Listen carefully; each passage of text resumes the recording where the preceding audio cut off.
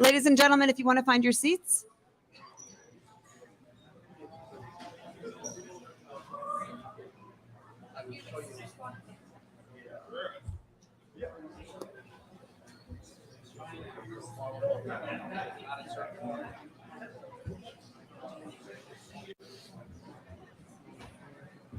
Yeah, no, don't worry.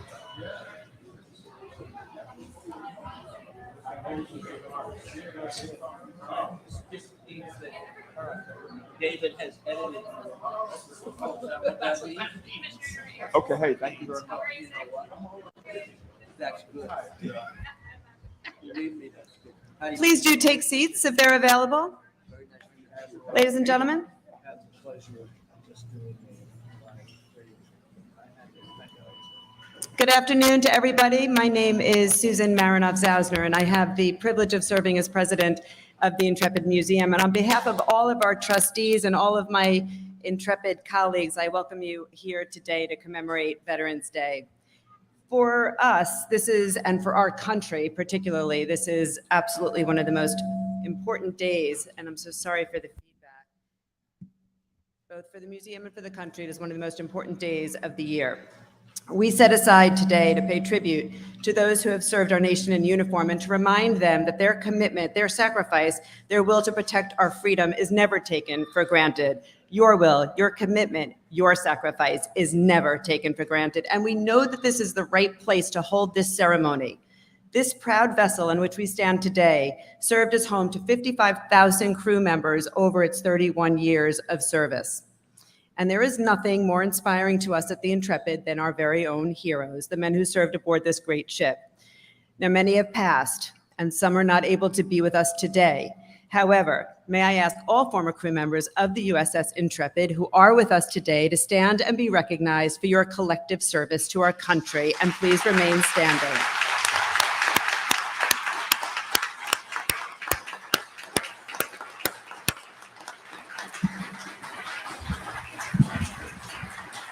May I ask all military personnel and veterans, everyone who has served our nation, please rise, be recognized.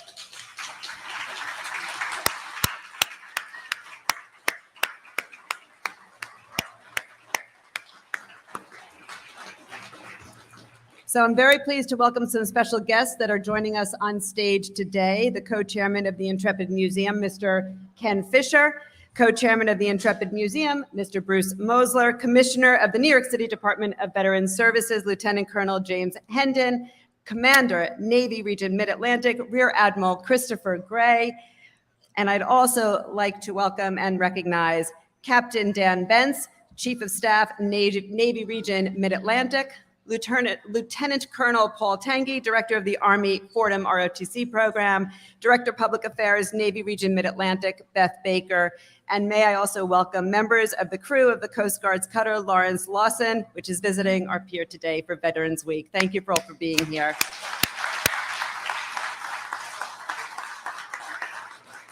Now, we are very lucky as well to have Bank of America as a partner. They honor our veterans for us in a very special way. What they do, they provide their generosity to allow all U.S. veterans to visit the Intrepid Museum free of charge throughout the year. So we are very grateful to them. Ladies and gentlemen, please rise for a performance of our national anthem by Christian Douglas, a U.S. Army veteran where he was a member of the Army Chorus, and he is currently starring in the show Kinky Boots. Please.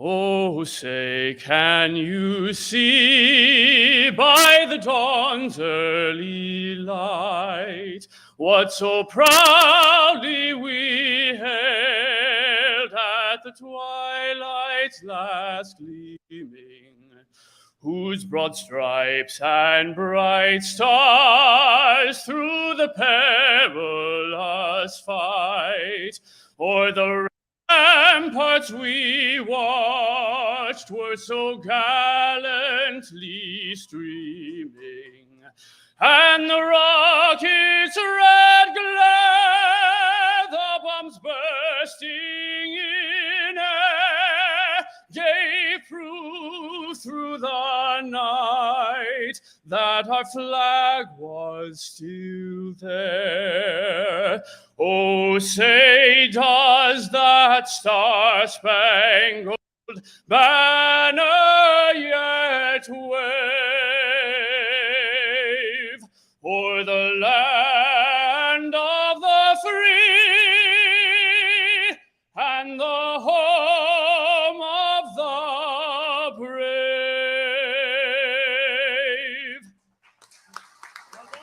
Well done. That was absolutely beautiful. Christian, thank you so much. So Intrepid, please be seated. Forgive me.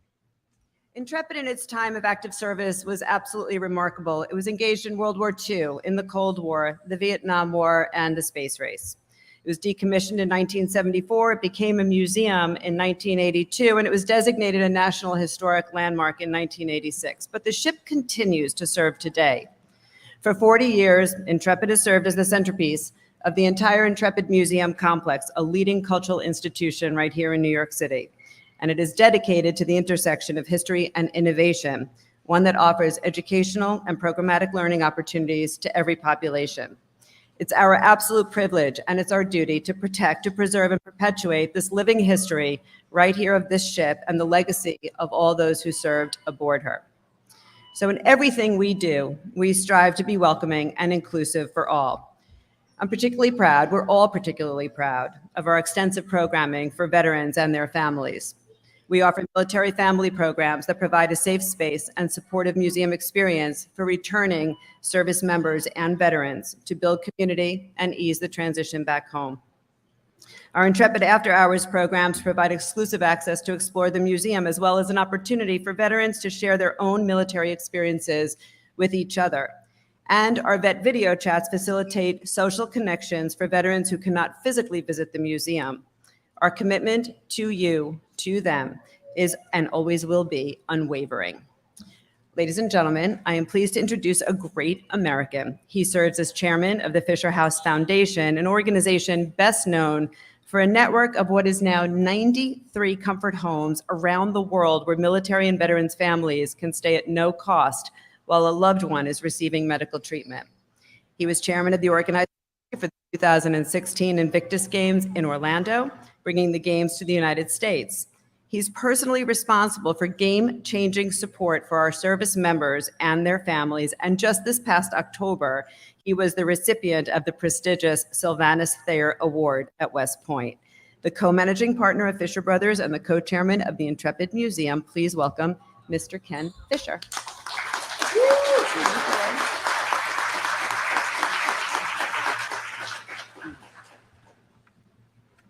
Thank you, Susan, for that warm introduction.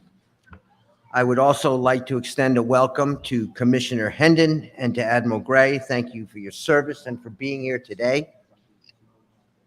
And thank you all for joining us on this very rainy day to help us honor and express our gratitude to the men and women of our armed forces, those who serve and have served in defense of our nation and our freedom. It humbles me more than I could ever express to be here with you today. In the late 1960s, my great-uncle Zachary Fisher led the effort to save the historic and battle-scarred aircraft carrier Intrepid from the scrapyard. Through sheer commitment and determination, a mere vision of what was possible became a reality 40 years ago when in August 1982, the Intrepid Air, Sea, and Space Museum opened its doors to the public. Shortly after the museum opened, Zach wanted to do more, especially for those who have served and sacrificed for this nation. Under that backdrop, he built a family of foundations, which our family humbly has taken to new heights. One of those initiatives, as Susan mentioned, is Fisher House, a home away from home for families of patients receiving medical care at major military and VA medical centers. With 93 houses, soon to be 100, it's amazing to think that we've taken care in 32 years of some 430,000 families and saved them some $550 million in lodging and travel expenses. It is a privilege I will never take for granted. And on top of that, the ship on which we stand pays tribute every day and in every which way. The ship has welcomed tens of millions of visitors from around the world, opening in 1982. But until they came aboard, few realized what truly happened on this historic vessel. More than 50,000 men served aboard this ship during World War II, the Cold War, the Vietnam War, and the space race. Freedom was defended here, and it wasn't easy. This ship withstood multiple kamikaze attacks, and 250 heroic sailors made the ultimate sacrifice on this ship or in the skies above her. What makes me immensely proud is how Intrepid continues to make an immense impact on our world, importantly reminding us that selfless service and sacrifice in defense of this nation is to be honored and respected. Beyond perpetrating the legacy of service, bravery, and sacrifice, the ship is also a springboard to teach people of all ages of history and innovation. Our educational programs are nationally recognized and awarded. We inspire the next generation to reach great heights, instilling that any dream is possible with hard work, education, and dedication. We will continue to evolve and look forward, but always respect our storied past. I want to thank Susan and the dedicated staff who do such an amazing job in carrying out our mission of honor, educate, and inspiring our nation's youth. They are more than just words. They are our guiding principle. The Intrepid Museum team and its Board of Trustees work diligently to ensure that the Intrepid continues to honor the sacrifices and carries the legacy of those who have worn our nation's uniform and their families. So thank you all again, to all servicemen and women who have served and continue to serve this country. Know that we appreciate you today and always, because yes, every day should be Veterans Day. God bless you all, and may God bless these United States of America. Thank you very much.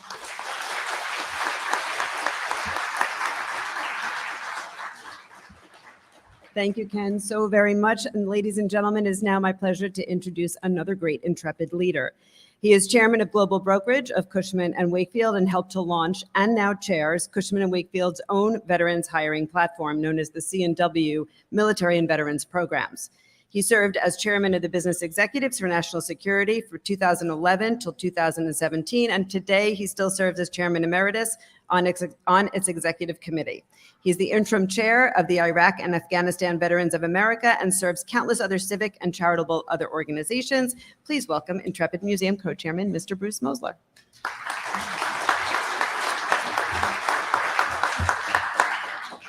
Thank you, Susan, very much. Ladies and gentlemen, distinguished guests, members of our military, and also Deputy Secretary James Rodriguez, thank you for joining us, sir, this afternoon.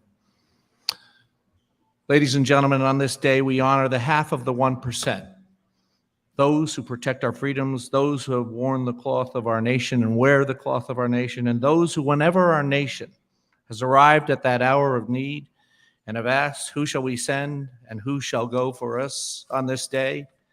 We honor those who have consistently answered, send me, I will go. We're reminded yet again that we are in challenging times. The geoeconomic threats and the geopolitical threats we face today are real. Russia has raised the stakes in a way that even a year ago we thought we would never face. U.S. leadership is needed. It is wanted. It is expected. We have not faced these circumstances since the end of the Cold War, but we have found that we and our allies are more unified than we thought. NATO has come together to agree that most had believed we would never see again. These, my friends, are the unintended consequences of President Putin's actions. On this day, I would like to take a moment to remind ourselves that while television and political pundits remind us constantly that we are, and in fact, in truth, sometimes can act as a nation divided, no one, but no one, should ever underestimate the power of democracy, nor how quickly we come together in times of crisis. In truth, ladies and gentlemen, we are more alike than divided.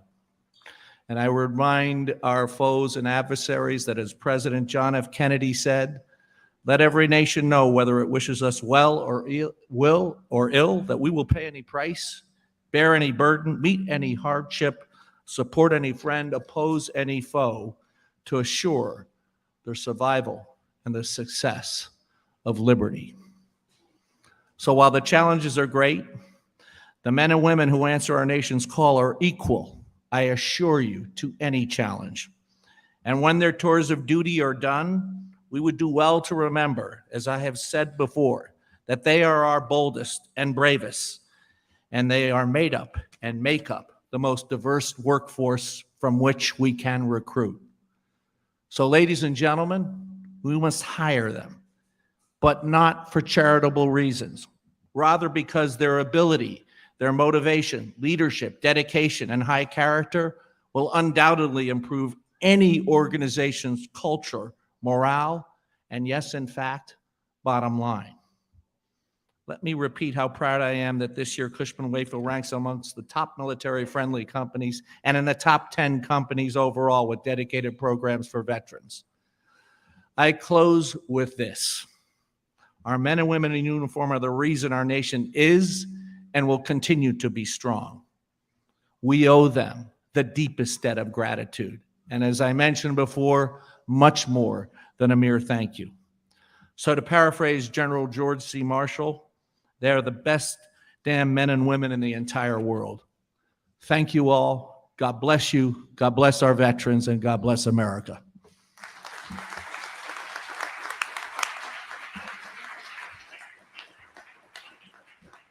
Bruce, thank you very, very much. And I am now pleased to introduce a great friend of the Intrepid Museum and a great friend of all of our city's veterans.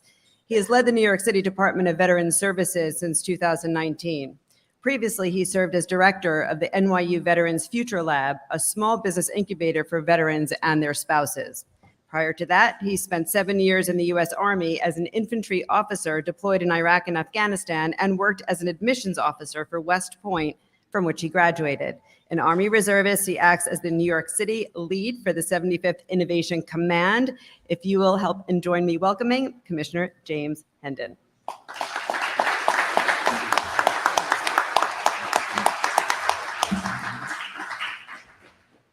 Good afternoon, everyone.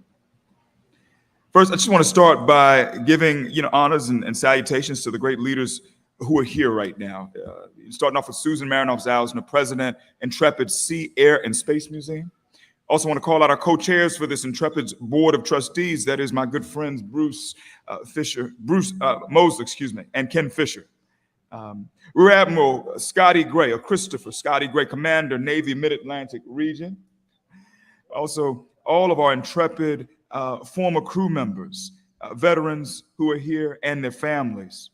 Also want to acknowledge all supporters of our U.S. military veteran community. Anyone who is here, we claim you're in our tribe. As was mentioned, my name is James Hendon. I serve as commissioner for the New York City Department of Veterans Services, and thank you for allowing me to be with you for this Veterans Day celebration.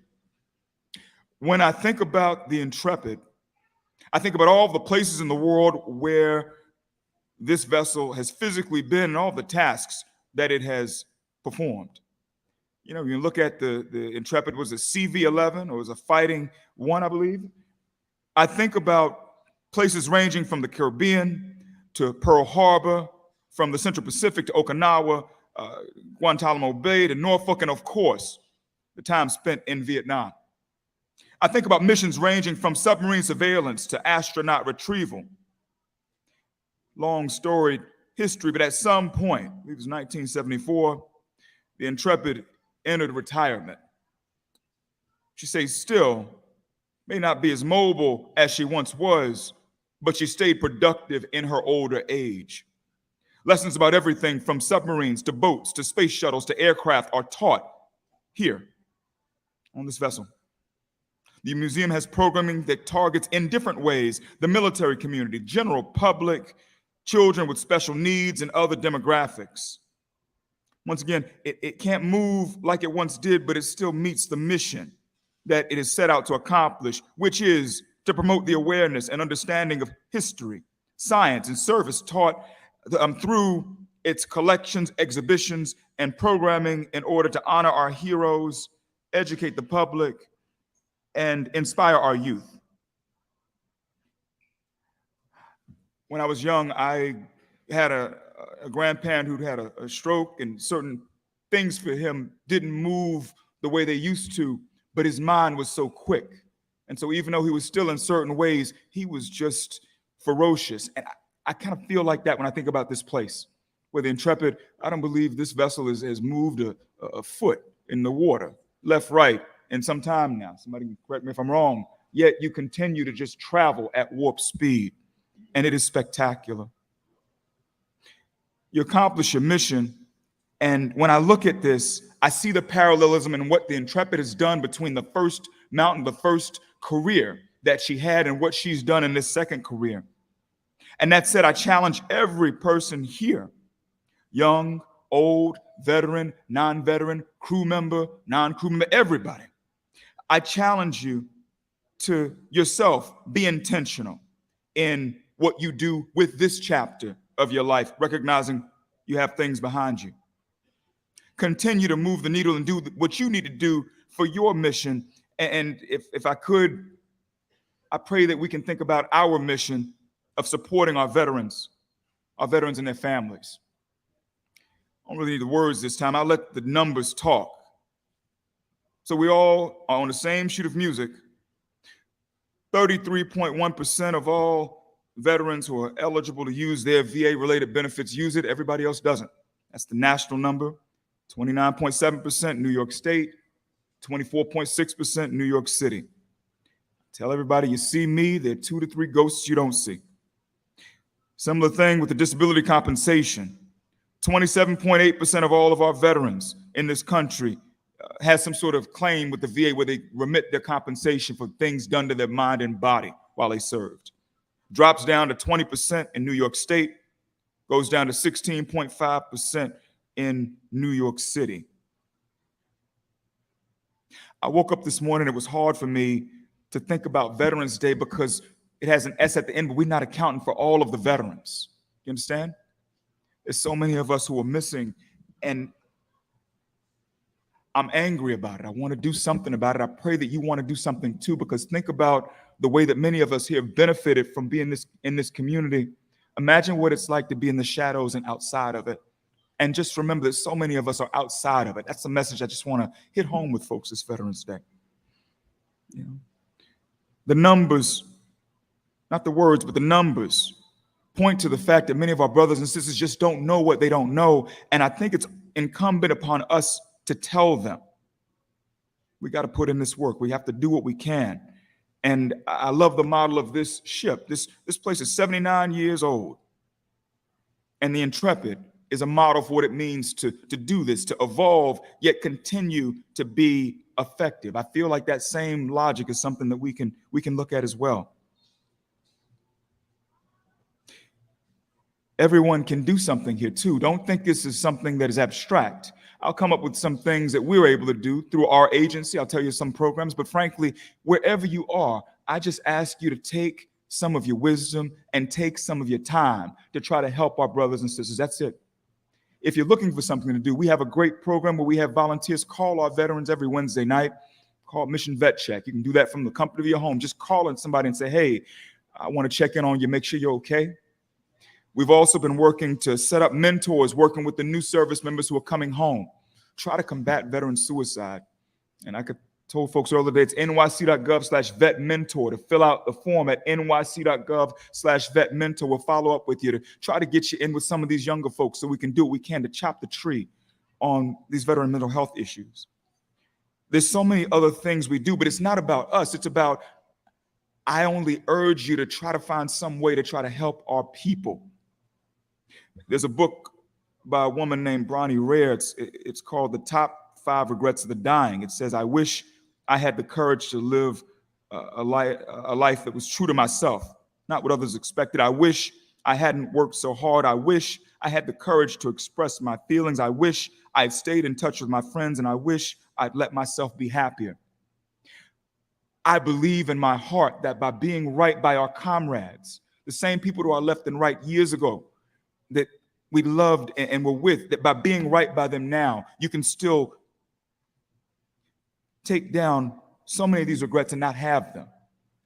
And so I just urge you, if you forget everything I say today, just remember, for you, when you look in the mirror, tell yourself there are 2 to 3 people that aren't here, and you got to ask yourself, what can I do to try to bring them out? And so that being said, just want to end with the 3 things I always end with. One is take advantage of all the benefits, all the opportunities available to you. Next thing I tell people is, as soon as you take care of you or you know things with you, make sure you tell somebody else. Put the gas mask on yourself, then put it on someone next to you. And then the third thing I always tell every group is thank you, thank you, thank you for your service. It's not just our day. Veterans Day is every day. Veterans Month is every month. Veterans Week is every week. We appreciate you. I just want to impress upon you, whenever we say the word veterans, that so many of our brothers and sisters are not in the room. We need to bring them here. And so I'll leave you with 2 quotes. This one speaks to this veteran piece of it. A hero is someone who understands the responsibility that comes with their freedom. It's Bob Dylan. Say it again. It's a hero is someone who understands the responsibility that comes with their freedom. And the other, to speak directly to the service aspect of what folks who've taken the oath do. Sometimes you have to pick the gun up to put the gun down. I say it again. Sometimes you have to pick the gun up to put the gun down. It's Malcolm X. God bless you. God bless the city of New York, and God bless America. And once again, happy Veterans Day. Thank you.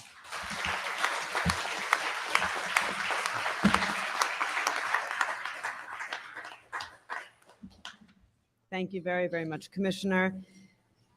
Incredibly inspiring and passionate. We appreciate that. It is my honor to introduce an exceptional leader and patriot, a naval aviator with more than 500 carrier-arrested landings and 2,800 flight hours in tactical aircraft. He has held a number of command positions at sea and ashore, most recently as Commander, Navy Region Europe, Africa, and Central. In his distinguished career, he's received numerous accolades, including the Legion of Merit, Defense Meritorious Service Medal, the Navy and Marine Corps Commendation Medal, and Navy and Marine Corps Achievement Medal. He assumed command of the Navy's Mid-Atlantic, I'm not done, I have a lot more to go, region this past June. Please join me in welcoming Rear Admiral Christopher Gray.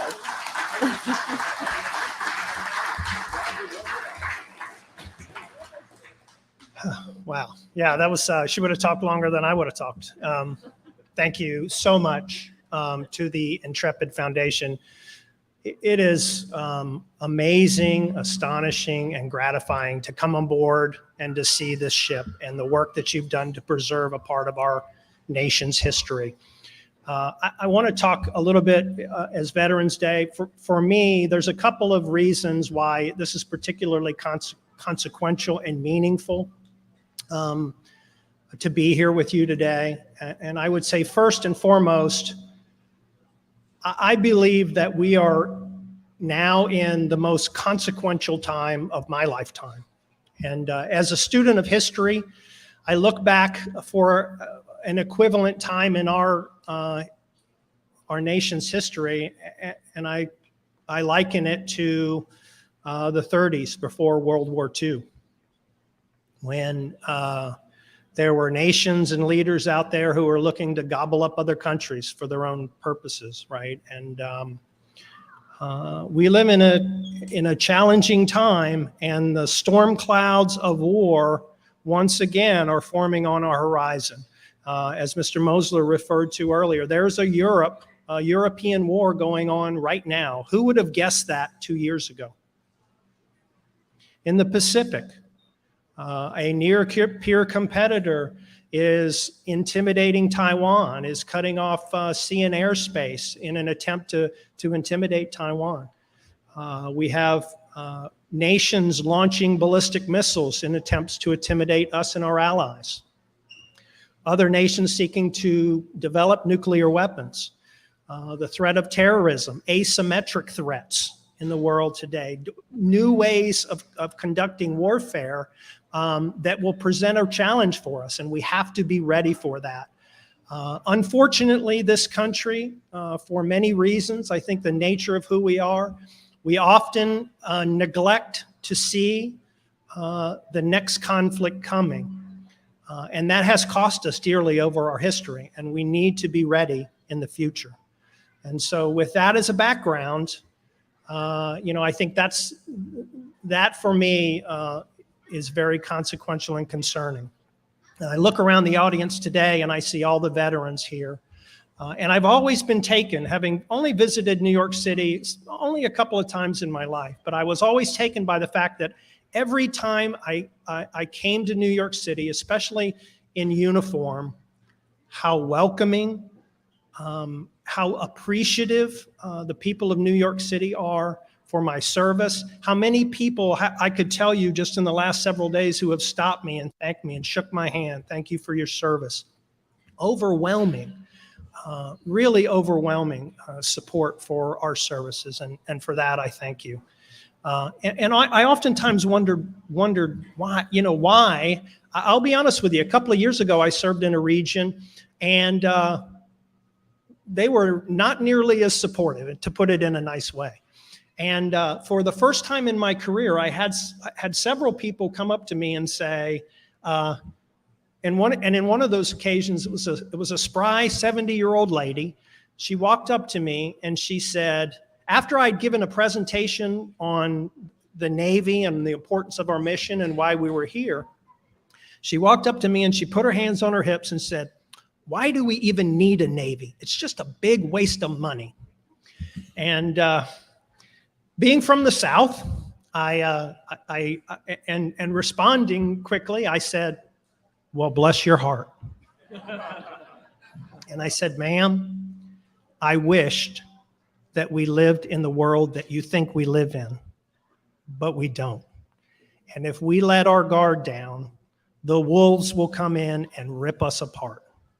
And we're seeing that in other parts of the world right now, in the Ukraine. Our brothers in arms are bleeding, right? A country that seeks to preserve its independence, they're bleeding against a foe that has a lot more resources than they do. So we are in consequential times.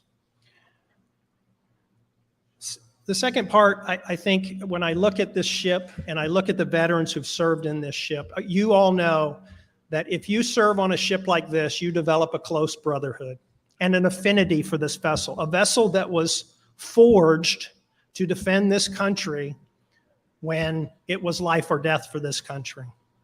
And so when you sacrifice and you bleed and sometimes you die in defense of the country, you form the closest of bonds as veterans. And I'll tell you, I hearken back to a time early in my career where I had done a deployment. I'd come back from that deployment where we're working up to go on the next deployment. And I remember sitting in the ready room one day doing some paperwork, and I heard the LSO, the landing signal officer, screaming on over the radio. And I looked up to see one of my fellow aircraft from my squadron on fire in the overhead of the carrier. Its nose had pitched up vertically, and it was in danger of stalling. And the LSO was yelling, "602, put your nose over, put your nose over." And the aircraft pitched up and then slowly pitched down and then back to the other. Pull up, pull up, pull up. And the airplane, clearly on fire, was trying to position itself in the downwind to come around and trap to get aboard safely. And as she did, and she came behind the aircraft on the last turn, she was not able to pull out of her dive and crashed into the ocean right behind the carrier. Now, in an E-2 squadron, there are 5 crew members, and in that instant, we lost 20% of our entire squadron. 2 of which were my roommates, many of which I had fought in Desert Storm with. And I tell you, we wrapped up flight operations. After that, we tried to recover the aircraft and the remains of our squadron mates. And we worked all through the night. We got up the next day. We had a memorial service on the flight deck that morning. And my wife will tell you, Candy will tell you, I'm not a very emotional guy. I sat through the memorial ceremony, and at the end, when they played Eternal Father, I wept like a child.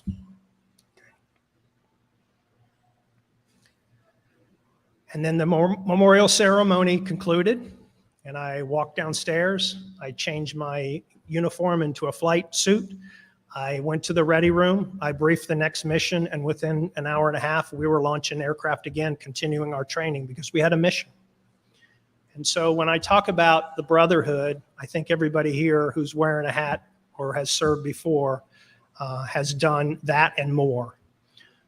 And so now I go back to New York City, right? And I say, why is there such an affinity, and why do I always feel at home when I come to New York City?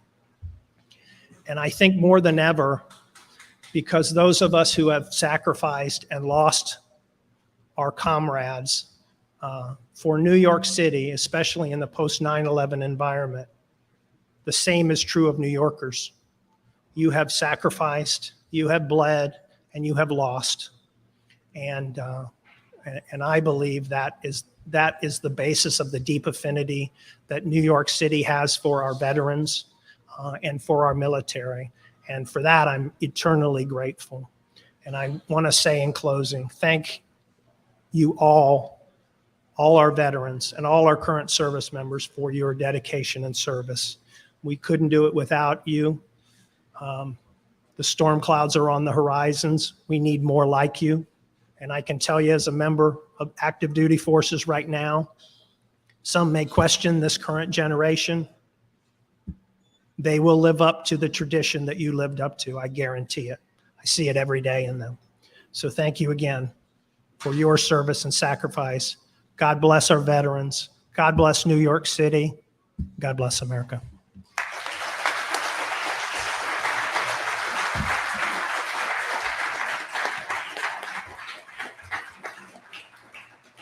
Thank you very much, sir. Very much. Veterans Day is a day that is set aside to salute our veterans from every branch of the military and honor their service, their commitment, and their patriotism. We'd be remiss, however, if we did not also remember those who have made the supreme sacrifice for our country. So today we will lay a memorial wreath on the waters of the Hudson River to honor all those who have selflessly given their lives to protect our freedom. So if I may ask Ken Fisher, Bruce Mosler, Commissioner Hendon, Admiral Gray, if you will please join in the wreath-laying ceremony. And the wreath will be presented by the president of both the Intrepid Former Crew Members Association, Stu Gelband, and the president of the Growler Former Crew Members Association, Bill Peters. If you want to make your way down.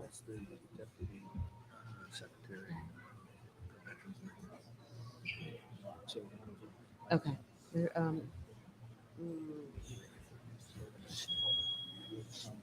Susan, you know. Deputy Secretary?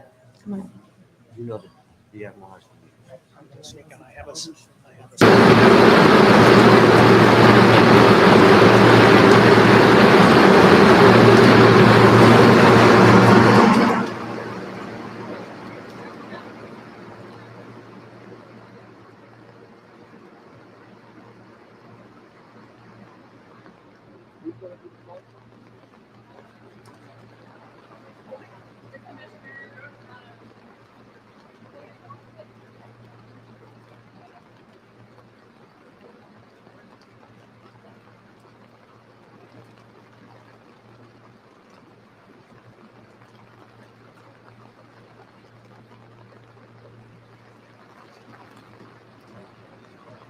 Take a step to the right.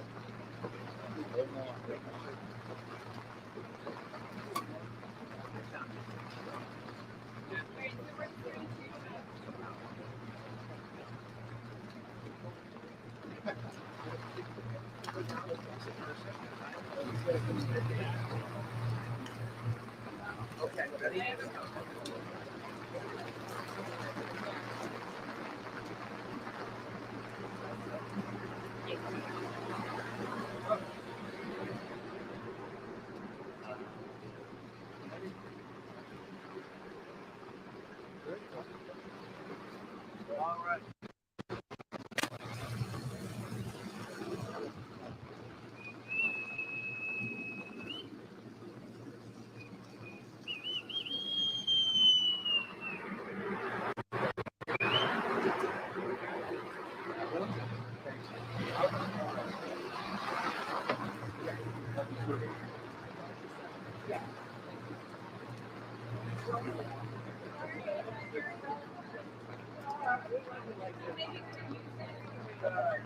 I don't mind getting wet.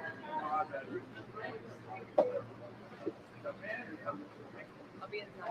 I got